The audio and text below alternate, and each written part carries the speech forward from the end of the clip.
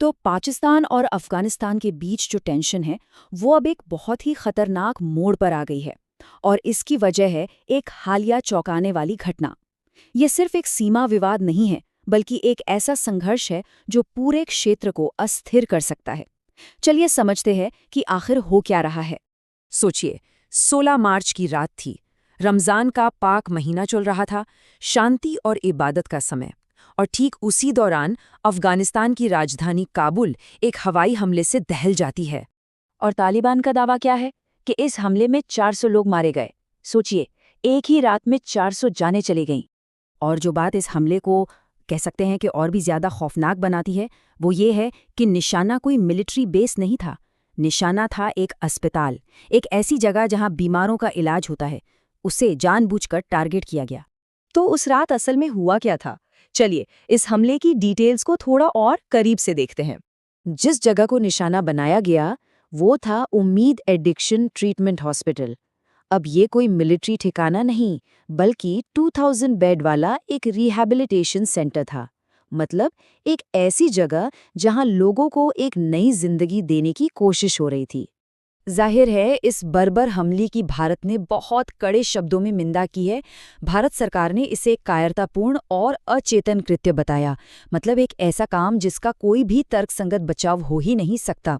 अच्छा, इस हमले के फौरन बाद दो बिल्कुल अलग अलग कहानियां सामने आने लगी, और यहीं से एक तरह का सूचना युद्ध या कहिए एक इन्फॉर्मेशन वॉर शुरू हो गया। तो देखिए, एक तरफ है अफगानिस्तान और भारत जो सीधे सीधे पाकिस्तान की वायुसेना पर इल्जाम लगा रहे हैं, और दूसरी तरफ पाकिस्तान जो आधिकारिक तौर पर साफ साफ इनकार कर रहा है। और बस इतना ही नहीं, ऑनलाइन एक बिल्कुल अलग ही कहानी गढ़ी जा रही है।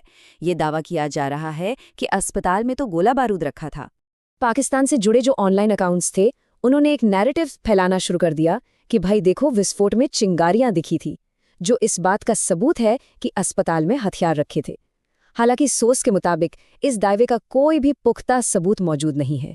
और यही तो होता है इन्फॉर्मेशन वॉर, जहां सच को धुंधला करने के लिए ऐसी ही कहानियां गढ़ी जाती हैं।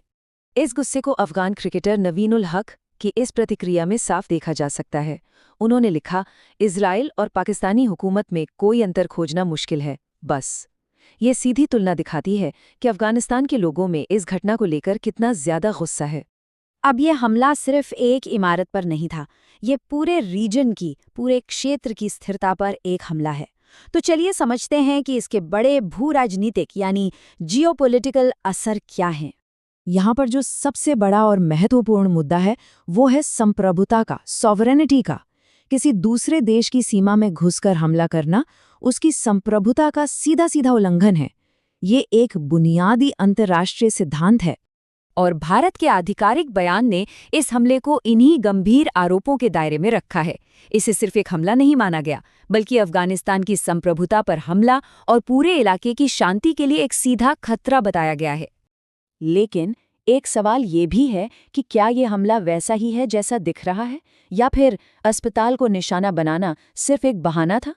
सोर्स एक गहरी रणनीति की ओर इशारा करता है जिसका असली निशाना कहीं और हो सकता है, और वो है बगराम एयरबेस। देखिए, बगराम एयरबेस सेंट्रल एशिया पर नज़र रखने के लिए स्ट्रेटेजिकली बहुत बहुत महत्वपूर्ण है। अमेरिका भी लंबे समय से इस पर कंट्रोल चाहता था।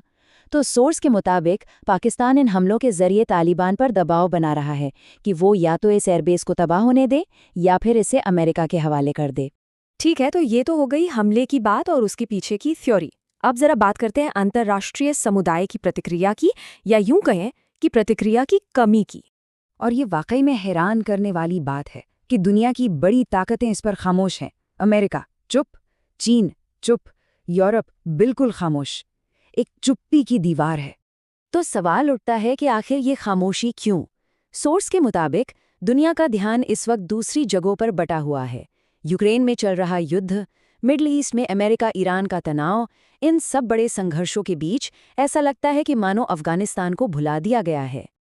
और इस पूरी कूटनीतिक खामोशी के बीच सोर्स ये बताता है कि भारत ही अकेला ऐसा बड़ा देश है जो इस मुद्दे पर अफगानिस्तान के लोगों के हक में अपनी आवाज़ उठा रहा है।